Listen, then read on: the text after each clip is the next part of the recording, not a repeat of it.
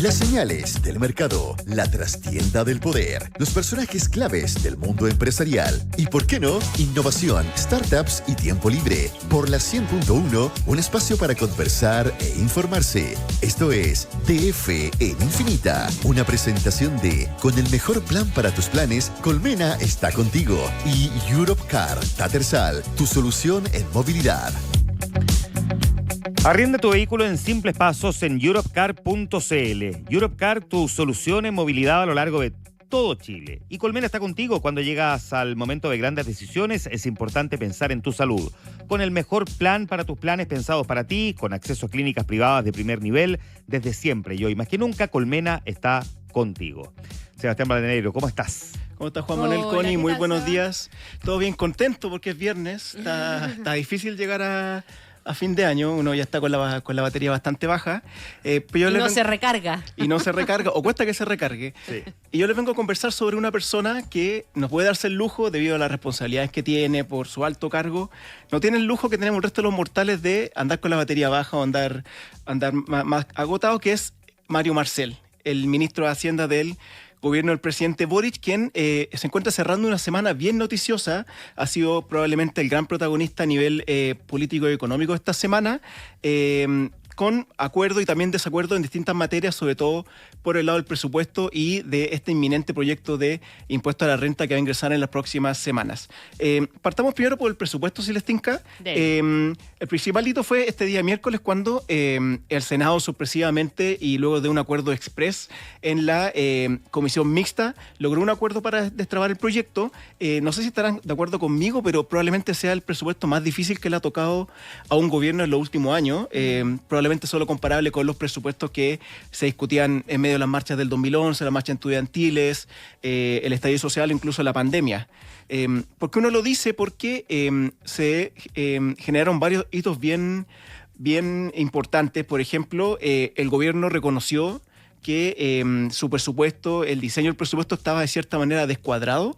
Realizó un inédito recorte del gasto público de $600 millones que, para que se hagan una idea, desde el año 90 a la fecha que se tramitan los proyectos de presupuesto en el Congreso, no había ocurrido esto de que un gobierno recién partiendo la discusión en los primeros trámites reconozca que el presupuesto estaba mal calculado y tenga que allanarse a ajustarlo para llegar a un acuerdo, ¿ya? Y esto es un acuerdo que no solamente tiene que ver con la oposición que levantó alerta respecto de que las cifras no cuadraban, sino que también hubo voces del oficialismo que advirtieron lo mismo y también, evidentemente, hubo un rol bien importante del Consejo Fiscal Autónomo para levantar estas alertas.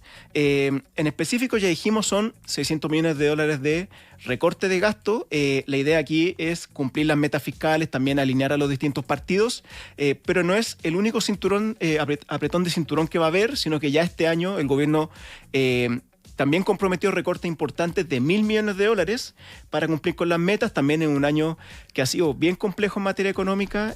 Los ingresos del sector público han estado muy por debajo de lo que se esperaba. Hay distintas explicaciones para esto. Está el tema del litio. El litio ya no está generando los ingresos fiscales que se estaba esperando. El valor del precio de este nuevo oro blanco, como le denominan, también ha caído bien fuerte. Y por otro lado está todo el tema de la operación renta. La operación renta de este año estuvo muy por debajo de lo que se esperaba. Ya hay varios años en que ha venido ocurriendo este hecho. De hecho, lo comentaba con el bloque anterior. Esto también fue una de las razones que llevó a que cambiara el director de impuesto interno en el mes de julio. Sale Hernán Frigolet, se va a la Embajada de Chile en la OCDE. Y llega Javier Echeverri justamente también para empezar a afinar mejor los cálculos, salir a la calle, ir a recaudar los recursos. Y dar garantías además de, ¿verdad? Claro, exactamente, garantías de que, se aprobó en su momento el proyecto de cumplimiento tributario, dar garantías de que eso sí va a lograr y también garantías de que el sector público tiene las herramientas para poder salir y recaudar los recursos que se necesitan. Ahora, estos dos recortes de gasto bien relevantes, estamos hablando de $1.600 millones en 2 años presupuestarios, no es lo único que concedió el ministro Marcel en toda esta negociación. Van a haber restricciones también inéditas para algunas facultades que tiene el ministro de Hacienda hoy día. Por ejemplo, los fondos soberanos. está el famoso Fondo de Estabilización Económica y Social, el FES, este colchón que tenemos en caso de necesitarlo para alguna crisis externa. La usamos mucho durante el episodio de la crisis social, durante la pandemia. Ahora, si el gobierno quiere hacer retiros desde el FES, superiores a un 0,3% del PIB al año, que son algo así como 900, 1.000 millones de dólares, va a tener que pedirle autorización al Congreso para hacer ese giro. ¿Okay? Eso no ocurre hoy día, el gobierno puede hacer giros cada vez que lo estime necesario, así que si el Congreso se opone a que se realicen esos rescates de recursos, el gobierno no va a poder hacerlo. ¿Okay? Así que por ese lado, el ministro de Hacienda cede ciertas facultades para lograr este acuerdo político para despachar el presupuesto. No es lo único, también a propósito de lo que conversábamos al principio respecto de las proyecciones que no se están cumpliendo, también se le va a pedir, de hecho, en la DIPRES ya le están contactándose con el Fondo Monetario Internacional para pedirles que haga una auditoría a las cuentas fiscales para, de cierta manera, ayudar al país a proyectar mejor los ingresos del gobierno, principalmente pensando en el próximo año, ¿okay? Que ha sido probablemente el gran tema de discusión durante el trámite de la ley de presupuesto fue qué está pasando que no estamos logrando proyectar bien los ingresos que va a percibir el gobierno para el próximo año, que es súper importante, es clave para diseñar el presupuesto del próximo año. Ahora, tanto el ministro como la directora de presupuesto, Javiera Martínez, no tienen mucho tiempo para festejar tampoco este hito, pensando en que, bueno, el gobierno tampoco, pensando en todo el escenario, el frente judicial que tiene abierto, la verdad las victorias políticas en el Congreso son bien escasas y hay que festejarlas también. Pero no hay de hecho, esta semana tuvo esa victoria sí. Y tuvo el resultado de la segunda vuelta de gobernadores, que no fue nada mala finalmente para el oficialismo, y ya nos olvidamos de todas esas cosas. Claro. No hubo tiempo para celebrar nada. No, y de hecho, por lo mismo el gobierno ahora tiene que preparar las presentaciones que va a realizar ante el Tribunal Constitucional, porque más allá de este acuerdo que llegó el ministro, la subsecretaria Heidi Verne y la directora de presupuesto para despachar el proyecto, igual hubo algunos artículos que pasaron por el Congreso que el gobierno evidentemente no está de acuerdo. ¿Okay? Los considera ilegales por la manera en que se tramitaron o porque también creen que estos temas se pueden discutir en otros marcos. ¿Okay? De hecho, el ministro de Hacienda hablaba hacía este paralelo con la ley ómnibus de Milei, esta ley miscelánea que tenía miles de artículos, que se hacía cargo de materias muy distintas, muy variadas, y decía, ojo que la ley de presupuesto no es un árbol de Navidad, en que uno va y empieza a poner distintas cosas, demandas que han sido postergadas durante mucho tiempo. La idea es que la ley de presupuesto no se preste para eso. ¿Ya? Ahora, se ha prestado en otras oportunidades, entonces cuando uno ya abrió esa puerta, después cuesta mucho cerrarla. Claro, evidentemente, o sea, los tiempos políticos en que se tramita el presupuesto también siempre son complicados, siempre hay una crisis de por medio, así que claro, pero por ejemplo, hay algunos puntos que el gobierno va a llegar al TC y tiene que preparar la presentación. Por ejemplo, el más relevante o el que más ha salido en los medios tiene que ver con esta obligatoriedad de que el presidente, sus ministros y sus subsecretarios hagan un test de drogas al semestre. ¿Ya? Ojo que aquí no es que este tema vaya a quedar fuera de algún tipo de legislación. De hecho, el ministro ha dicho que van a legislar sobre esta materia, pero de manera más permanente y en otro proyecto. ¿Okay? Así que probablemente, si no es el TC, en el próximo reajuste del sector público, que también viene en el mes de diciembre, se incluye un artículo para eliminar esta glosa presupuestaria que se aprobó en el Congreso. ¿Ya? Así que van a venir novedades por ese lado también. Está el tema de aula segura, un tema que también la oposición impuso en la tramitación, que los estudiantes secundarios que fueron sancionados por esta ley no puedan acceder a la gratuidad universitaria ya a partir del 2025. Está también otro tema controversial que tiene que ver con las contribuciones de los adultos mayores, las contribuciones de bienes raíces. Se aprobó un artículo que establece que el valor fiscal de las propiedades de los beneficiarios de la PGU va a ser cero, ¿ya? Así que la idea, siempre esto teóricamente hablando, es que esto puede hacer reducir el pago de contribuciones de los adultos mayores. Esto evidentemente inconstitucional porque tiene que ver con materias tributarias que solamente puede legislar el presidente y de todas maneras en el proyecto de renta va a venir un cambio por ese lado, ¿ya? Así que la apuesta del gobierno es que esto se caiga en el TC y pueda también después legislarlo en el proyecto de renta. Y por último está otro tema muy controversial que tiene muy atentos los empresarios, que tiene que ver con la ley Lafkenche. Esta ley que... esa sí, pero tramitada. Esa sí que es engorrosa y es Sí. un paquete de virutilla esa. Sí, lo que se aprobó por parte del Congreso es que todas las autorizaciones de uso de borde costero para los pueblos originarios se suspendan el próximo año.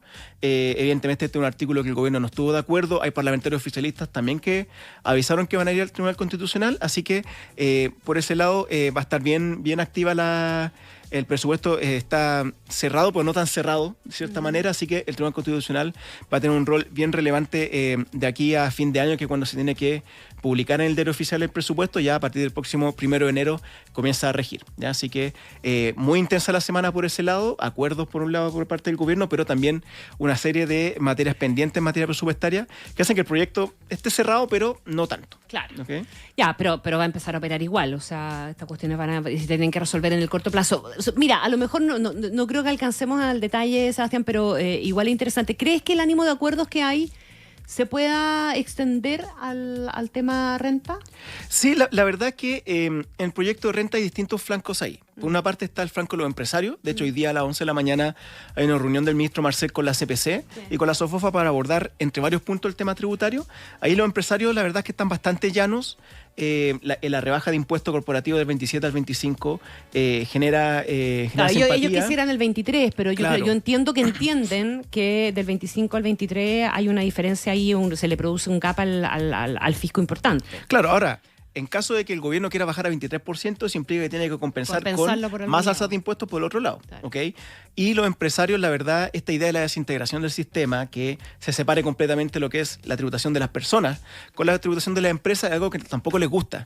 Porque, claro, puede ser más simple en términos de la operativa, pero también tiene una serie de complicaciones, por ejemplo, cómo suman los impuestos. Porque si una persona va a pagar 40%, la empresa tiene que pagar 27%, tiene que pagar estos nuevos impuestos a los dividendos, a las rentas del capital. ¿Cómo haces que todo eso, en la suma, no te lleve a una carga desproporcionada que termine pagando 50, 60% como se ocurre en otros países? Ya, pero uno imaginaría que eso es parte de la conversación, ¿o no? Claro, por eso digo que el presupuesto está semicerrado, pero el proyecto de impuesto a la renta está súper abierto. De hecho, el lunes, cuando el ministro Marcel y la subsecretaria Werner dieron a conocer algunos detalles en reuniones con las pymes, estamos hablando de unos esquemas que la verdad están bastante abiertos. Vienen nuevas negociaciones con las pymes, de hecho el lunes se los van a juntar con las pequeñas empresas, también tienen que juntarse con los partidos políticos. Hay un compromiso del ministro Marcel de que este proyecto de renta va a ser consensuado antes de ingresar. Que es algo que ya ha ocurrido, por ejemplo, con pensiones, que ha ocurrido con el mismo presupuesto o con los proyectos de cumplimiento tributario, pero eso tampoco asegura de que el Congreso va a ser un bozón en este sentido. Ya hay conversaciones previas, probablemente haya modificaciones de tasas, de impuestos, pensando en que se quiere llegar a un acuerdo, pero también hay otros flancos que se abren, por ejemplo, con el Frente Amplio y con el Partido Comunista. La idea yo creo que el gobierno los tiene internalizados. El ministro Marcel, digamos, los debe tener internalizados. Claro, pero son votos importantes, son votos de coalición. El Frente Amplio ha dicho, por ejemplo, de que este proyecto de renta que el gobierno acordó que tiene que ser neutral, que no tiene que aumentar la recaudación neta del fisco. Ellos creen que, dada la situación de estrechez del presupuesto, tiene que haber ahí una señal de aumentar los impuestos.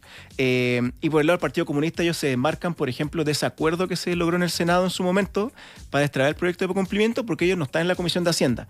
Así que ellos se le dan un poco las manos en ese sentido, dicen que ellos no fueron parte de ese acuerdo, así que tampoco tienen que honrar el acuerdo de que el proyecto de renta no aumente la recaudación, ¿ya? Así que se viene bien complicado ese escenario, al menos por el frente oficialista, y hay que ver también por el lado de la oposición también. O sea, ya el tema de la desintegración ha generado hartas dudas respecto, por ejemplo, qué pasa con los dividendos, van a pagar 2 veces.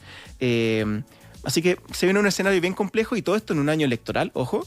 Este proyecto se va a terminar tramitando en un año electoral, es bien difícil que se apruebe durante el mes de diciembre o antes de que termine el año legislativo en enero, y entre medio tenemos pensiones y tenemos también negociación del sector público. Que vendría siendo como de lo último que nos va a quedar, porque después ya próximo año electoral, entre primaria y primera vuelta, no hay mucho más que hacer en el Congreso. Sí. Sebastián, como siempre, un gusto. Ya, pues, un gusto también. Muchas gracias por la invitación. Chao. Buen fin de semana. Sebastián Valdenegro del Diario Financiero, conversando esta mañana con nosotros, 8:01.